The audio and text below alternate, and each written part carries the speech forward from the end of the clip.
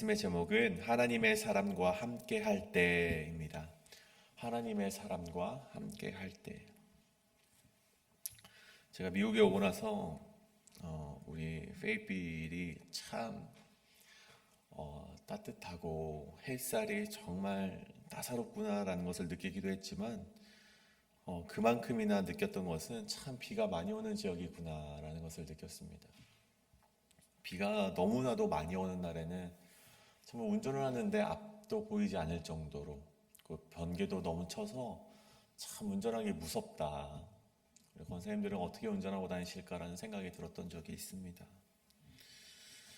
어느 날 하루도 번개가 너무 많이 치고 비가 너무 많이 와서 그 비를 뚫고 이제 집을 가고 있었던 적이 있습니다. 뒤에는 제 3살 된 아들이 함께 가고 있었는데 저는 정말 이러다 사고 나는 건 아닐까, 제 20년도 넘은 차가 멈추는 것은 아닐까 참 걱정스럽게 운전을 하고 있는데 뒤에 있는 아들놈은 정말 신이 났더라고요.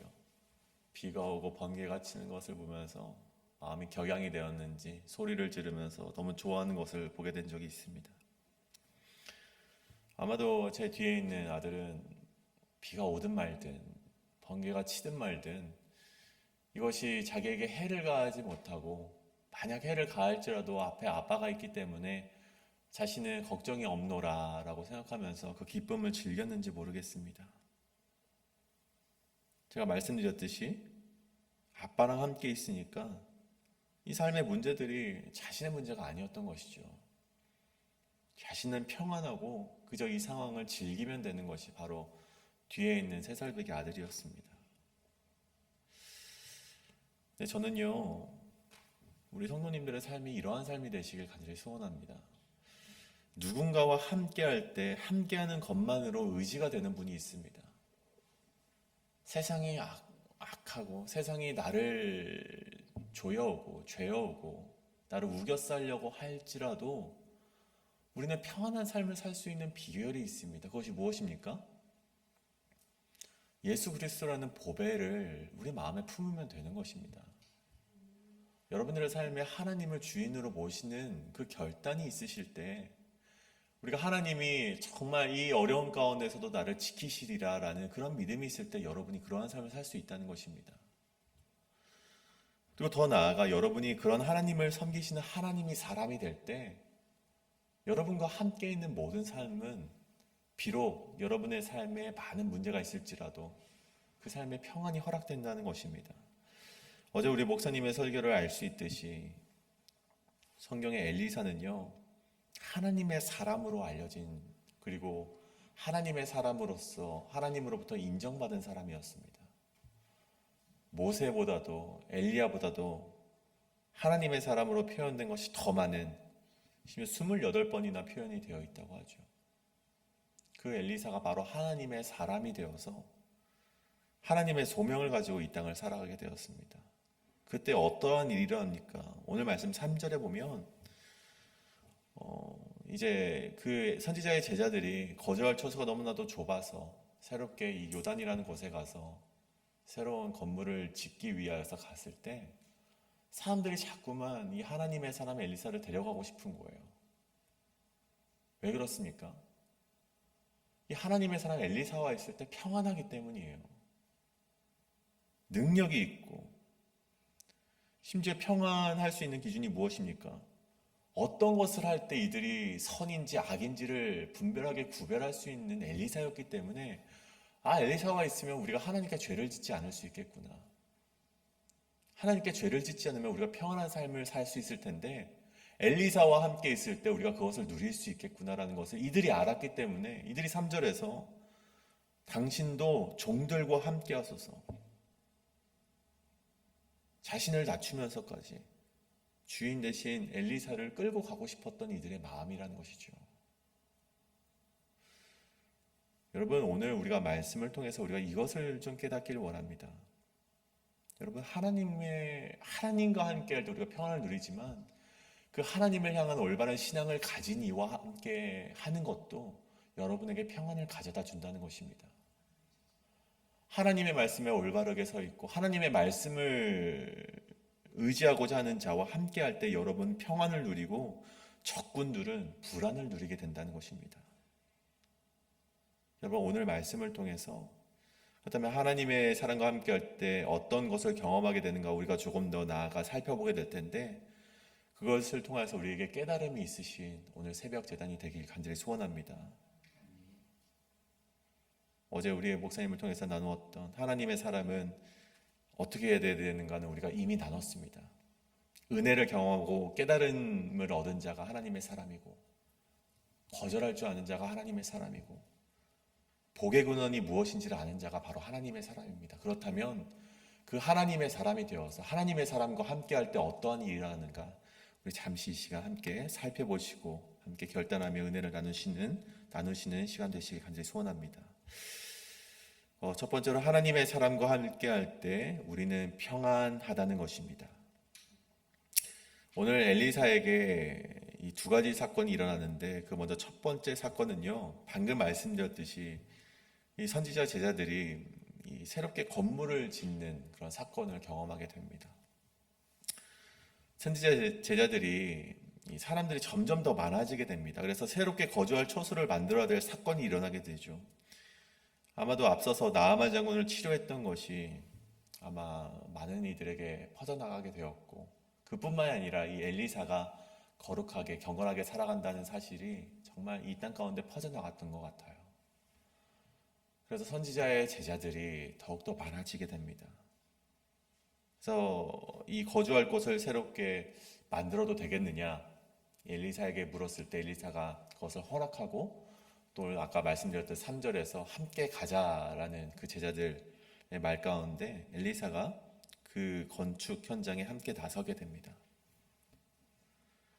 근데 엘리사가 함께 나섰을 때 아니나 다를까 한 가지 문제가 생기게 돼요. 어떤 문제인가 하니 한 사람이 나무를 벨 때 쇠도끼가 물에 빠지게 되는 사건을 경험하게 됩니다. 근데 그때 도끼를 빠뜨린 자가 말하길 내 주여 이는 빌려온 것이니이다 라고 외치는 것을 보게 됩니다. 여기서 빌려온이라는 단어, 쏴울이라는 단어는요 애걸하여 빌리다, 구걸하다라는 뜻을 가지고 있습니다. 그래서 제가 주님 이것은 내가 애걸하여 빌려온 것입니다. 내가 정말 구걸하여서 빌려왔는데 내가 이 도끼를 빠뜨렸습니다. 탄식하는 것을 보게 되죠. 도끼를 빠뜨린 이 제자는요 아마 가난하였기 때문에 도끼를 살 수도 없었을 것이고 우리가 정말 빌어와서 구걸하여서 빌려왔으면 우리가 짐작할 수 있는 것이죠. 근데 이 빌려온 제자가 왜 이렇게 탄식을 하는가 하니 우리 성경 율법에 보면 이웃에게 빌려온 것을 사하게 하거나 잃어버리면 그에 상응하는 대가를 그에게 지불해야 된다라는 그 율법이 있습니다. 도끼를 하나 살 수도 없었는데 그 하나 살 수 있는 형편이 아니라서 빌려왔는데 심지어 그것을 물에 빠뜨려서 다시 한번 갚아야 된다고 하니 얼마나 그 눈이 캄캄해졌겠습니까? 얼마나 그렇게 암담한 것을 경험했을지 우리가 보지 않아도 이 사람의 마음을 알 수가 있는 것이죠. 이때 엘리사가 하나님의 사람의 면모를 보이게 됩니다. 나뭇가지를 베어서 물에 던져 쇠도끼를 떠오르게 하죠. 소금을 던져 물을 정화하듯이 또 그때처럼 나뭇가지를 던져서 물에 던져 쇠도끼를 떠오르게 합니다. 여러분 왜 이런 사건이 이곳에 기록이 되어 있을까요? 이 도끼를 구하는 것이 하나님의 나라의 사역과 무슨 관련이 있기에 왜 이런 말씀이 기록되어 있는가 제가 잠시 묵상을 해보았는데 여러분 이러한 은혜가 있더라고요. 오늘 선지자들이 점점 더 선지자들의 제자들이 잘 곳을 만들기 위해서 이곳에 나온 자들입니다. 어떻게 보면 하나님의 일을 하러 온 사람들인 것이죠. 별것 아닌 것처럼 보여도 이들은 모두 하나님의 뜻을 따라서 거룩하게 살아가고자 다짐하기로 모인 자들이 살아갈 곳을 만들기 위하여서 온 사람들입니다. 근데 그러한 사람들이 공경에 처하게 되고 그러한 사람들이 정말 빌려온 정말 그런 어렵게 빌려온 그 도끼를 빠뜨리게 되는 공경에 처하게 되었을 때 하나님께서 구원의 경험을 하게 해주셨다는 것입니다. 하나님께서는 자신을 위해 살아가는 자들에게 아주 사소한 필요도 채워주신다는 것을 하나님께서 이들에게 깨닫게 해주기 위하여서 이 말씀을 기록했다는 것이죠. 여러분, 오늘 이 뒷이야기에 대한 기록은 없지만 이 구원을 경험했던 제자의 마음이 어떻겠습니까? 말하지 않아도 그 삶 가운데 감사가 넘치고 은혜가 넘치고 정말 내가 하나님을 믿길 잘했다. 내가 하나님을 믿으니 하나님께서 다 채워주시는구나. 그 감격의 탄성이 흘러나오지 않았겠습니까? 여러분, 오늘 3절에서 이 라는 단어가요, 절규의 탄성이라고 합니다. 지금 요즘 말로, 속된 말로 망했다. 슬프도다. 나로 이제 내가 정말 이제는 하나님의 일을 하는데 정말 내가 이런 일까지 당하니 내가 정말 이제는 끔찍하구나. 그러한 탄성이 이제는 하나님을 향한 기쁨의 탄성으로 바뀌었다는 것입니다. 여러분 가운데 혹시 하나님을 믿으며 내가 하나님을 괜히 믿었다. 내가 하나님을 믿고 괜히 내가 안 해도 되는 정말 그러한 일들을 하게 되고 내가 하나님을 믿어서 괜히 더 봉사하게 되고 안 내도 되는 헌금을 내게 되고 정말 그렇게 불평을 하시는 분은 없으십니까? 혹 하나님을 믿어서 내가 잃어버리지도 않아도 되는 그 쇠도끼를 잃어버렸기 때문에 내가 오히려 갚아야 될 돈만 더 많아지게 된 건 아닌가? 그렇게 탄식하고 계십니까? 여러분, 걱정하지 마시길 바랍니다. 여러분, 하나님께서는요, 여러분의 사소한 필요도 채우시는 분임을 여러분이 기억하시는 은혜가 있기를 간절히 소원합니다. 여러분이 지금 경험하고 계시는 그 탄식의 그런 소리침이 반드시 하나님을 의지하실 때 기쁨의 탄성으로 바뀌는 그런 은혜가 있기를 간절히 소원합니다. 그렇다면 두 번째는 무엇인가 하니, 하나님의 사람과 함께할 때 우리는 평안을 누리고 적들은 불안해진다는 것입니다. 두 번째 사건은 이 아람 왕과 이스라엘 왕의 전쟁 중에 있을 때의 일입니다. 8절에 보면 아람 왕이 그의 신복들과 논의하며 아무데 진을 치려고 한다라고 기록이 되어 있습니다. 그래서 진을 친다는 말은요, 다른 말로 하면 복병을 두다라는 뜻으로 이해가 됩니다. 그러니까 이스라엘 군대를 치기 위하여서 한 가지 작전을 세우게 되는데, 이제 옆구리에서 치는 복병을 이렇게 치겠다라는 그런 작전을 그의 신복들과 논의하면서 생각해낸 작전이라는 것이죠. 근데 이때 보십시오. 하나님의 사람 엘리사가 하나님의 능력을 통해서 이스라엘의 왕에게 갔고 아람 왕의 작전을요 모두 낱낱이 알려주게 됩니다. 왕이여, 아무데나 가지 마십시오. 그렇게 아람이 짐친 곳을 방비하게 하여서 번번이 아람 왕의 공격으로부터 피할 수 있게 하였습니다. 여러분 보십시오.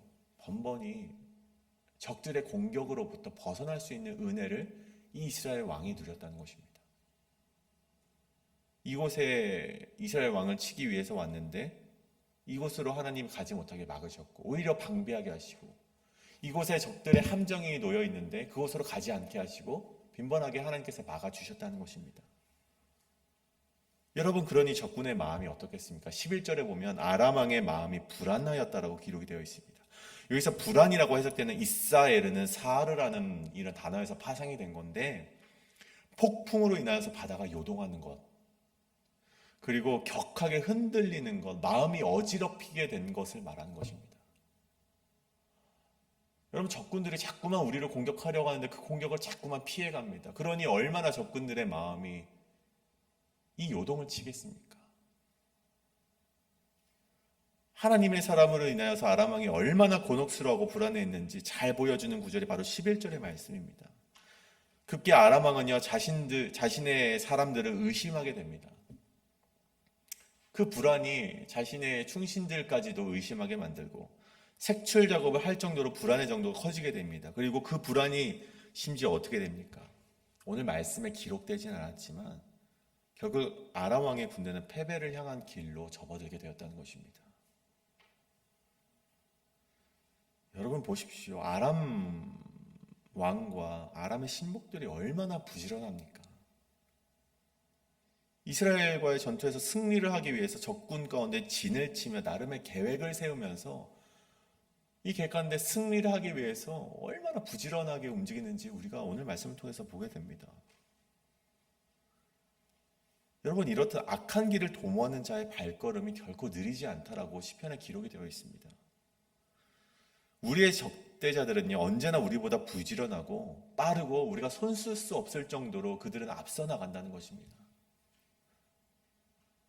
여러분, 오늘 말씀만 보면요, 엘리사가 빠지게 되면요, 오히려 불안해야 될 이 민족이 이스라엘이었고, 오히려 승리를 쟁취해야 될 그 민족이 아람이라는 나라였습니다. 하지만 결과가 어떻게 됩니까? 하나님의 사람 엘리사가 들어옴으로 말미암아 전세가 완전히 반전되는 것을 보게 됩니다. 하나님을 의지하고 하나님의 말씀대로 살아갔던 이 엘리사가 이 역사 가운데 들어오자 완전히 삶의 반전이 일어났다는 것입니다. 불안해야 될 이스라엘이 오히려 하나님과 함께 하심으로 평안을 누리게 되고, 부지런하여서 승리를 쟁취해야 될 그 나라였던 아람이 하나님과 함께하지 않음으로 말미암아 불안함을 누리게 되었다는 것입니다. 여러분, 우리가 이 땅을 살아갈 때 우리 마음같이 세상이 흘러가지 않습니다. 이렇게 할 때 우리가 승리할 수 있겠지. 이렇게 해야만이 교회가 흘러갈 수 있겠지. 이렇게 해야만이 우리 사업이 진행될 수 있겠지. 우리가 생각을 하지만, 그렇게 부지런히 움직이지만 삶은 그렇게 움직이지 않는다는 것입니다. 오히려 그러한 부지런함보다 오히려 하나님을 의지하고 하나님 앞에 무릎 꿇는 그 부지런함이 오히려 우리를 승리 가운데로, 평안 가운데로 인도하게 한다는 사실입니다. 여러분, 평안은요, 우리가 얼마나 부지런하게 계획을 세우며 살아가는가에 달려있지 않다는 것입니다. 자, 그렇다고 해서 계획을 세우지 말고 흥청망청 살아가라는 뜻은 아닙니다. 어느 정도 부지런해야겠지만 오늘 말씀이 주는 우리의 교훈이 무엇입니까? 우리에게 주어지는 참 평안은요, 얼마나 하나님을 여러분이 의지하고 있는가, 얼마나 하나님의 사람의 곁에 서서 함께하고 있는가, 그것에 여러분에게 참 평안이 달려있음을 꼭 기억하시는 은혜가 오늘 이 새벽 가운데 함께 하시길 간절히 소원합니다. 오늘 말씀을 정리하고자 합니다. 제가 한 선교사님에 대해서 이야기를 하고 오늘 말씀 마치도록 하겠습니다. 한 선교사님께서 이 인도 이 발리라는 지역에서 사역을 하셨을 때 그곳에서 항상 음악이 울려 퍼졌다고 합니다. 근데 그 음악이 무슨 음악이었는가 하니 인도 우상을 숭배하는 음악이어서 정말 그 음악을 들을 때마다 마음이 곤고해지고 참 마음이 참 불편해지고 하나님의 사역을 하는데 참 많은 어려움을 겪었다고 합니다. 계속 그 음악을 듣고 있자니 마음이 불안하고 불편하고 어지러웠던 것이죠. 근데 몇 날 며칠 그렇게 음악을 듣는 와중에 마음이 너무나도 불안하여서 하나님께 계속해서 기도를 했다고 합니다. 하나님, 저 음악이 나의 마음을 불안하게 하고 나의 영혼을 어지럽게 합니다. 그랬더니 하나님께서 자꾸만 양배추 2개를 보여주시더랍니다. 하나님께서 환상을 보여주시는데 어떤 두려워하지 말라 막 그런 말이 아니라 양배추 2개를 딱 보여주시더라고요.